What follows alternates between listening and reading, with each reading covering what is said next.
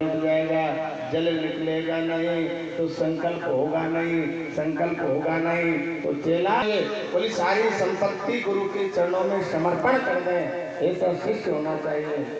तब जाकर के और गुरु और शिष्य की प्रधानता है। आज गुरु जी ने राम धारा है ना, उसकी चोटी में जाकर के गुरु जी बैठ गए, जल निकल नहीं रहा। भगवान ने कहा राजा मुझे तो ऐसा लगता है तूने है ना ये पात्र पता नहीं कितने दिन से सफाई नहीं करी इस पात्र की, इधर ला अभी मैं करता हूँ सफाई। आज भगवान ने अपने आश्रम से टिका निकाली है। भगवान ने संकल्प किया है संकल्प हुआ है। संकल्प होने के बाद में बामन भगवान ने कहा, गुरु जी ने तो राजा बलि से कहा ऐसा, बलि ने कहा कि महाराज मैं झूठ नहीं बोल सकता। तो गुरु जी ने कहा बहुत सी जगह ऐसी है जहाँ झूठ बोल रहे पाप नहीं लगता। कौन कौन सी?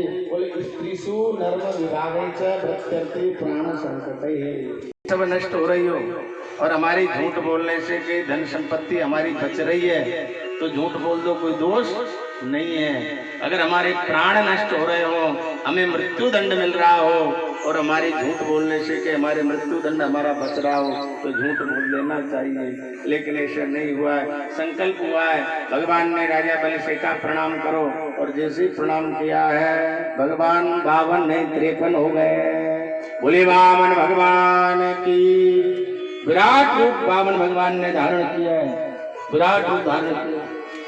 महाराज एक लोक से एक पैर से तो ऊपर के 7 लोक नाप लिए, भू भुआ मह जन तप और सत्य। एक लोक से एक पैर से नीचे के 7 लोक नाप लिए, अतल पितल सुतल रसातल महातल और पाताल। और हाथों से दिशाओं को नाप लिया है। अब तो हमारे जैसे ऊपर पैर पहुंचा है ना ब्रह्मा जी के लोक में, तो ब्रह्मा जी ने भगवान के पैर को धो करके वो कमंडलों में रख लिया है। उसी कमंडल से भगवान के चरणों से गंगा का प्रादुर्भाव हुआ है। बोले गंगा मैया की जय। अब तीसरा पैर देने के लिए नहीं बचा, वचन तो 3 का। आज भगवान की पार्षद आए, भगवान की पार्षदों ने राजा बलि को बांध करके डाल दिया। राजा बलि तूने ब्राह्मण को दिया हुआ वचन, राजा बलि की बेटी आई है रत्नमाला। रत्नमाला जब बामन भगवान आए ना तो कितने सुंदर थे, तो क्या मन में विचार आया, अरे ऐसा बालक मेरा होता तो मैं इसे दूध पिलाता। और जैसे ही बामन भगवान ने राजा बलि को छलने के लिए विराट स्वरूप धारण किया है तो रत्नमाला ने क्या किया, ऐसा बालक मेरा होता ना तो मैं इसे जहर दे के मार देती। भगवान ने कहा हाँ ये भी काम तेरा पूरा होगा, इस जन्म में नहीं तो दूसरे जन्म में पूतना बनेगी, तो मुझे दूध पिलाने के लिए जहर लगा करके आएगी, लेकिन तुझे माँ की गति में प्रदान। राजा बलि से कहा बलि तीसरा प्रेर कहाँ? राजा बलि ने कहा प्रभु ये बताओ धन बड़ा होता है कि धन का मालिक बड़ा होता है? धन बड़ा होता है कि धन का मालिक बड़ा होता है? भगवान ने कहा राजा मालिक के अधीन ही धन होता है, इसलिए धन से बड़ा तो धन का मालिक होता है। तो भगवान राजा बलि ने कहा पदम तृतीयम कुरु शीर्ष में निजम। जब तुमने मेरे धन को 2 पैर में नाप लिया है, हे ठाकुर जी 1 पैर से धन के मालिक को भी नाप लीजिए। आज भगवान नतमस्तक हो गए। भगवान ने कहा बलि मैं तुझे छलने के लिए आया था, लेकिन तूने मुझे छल लिया। मैं तुझे छलने आया था लेकिन तूने तो मुझे छल लिया।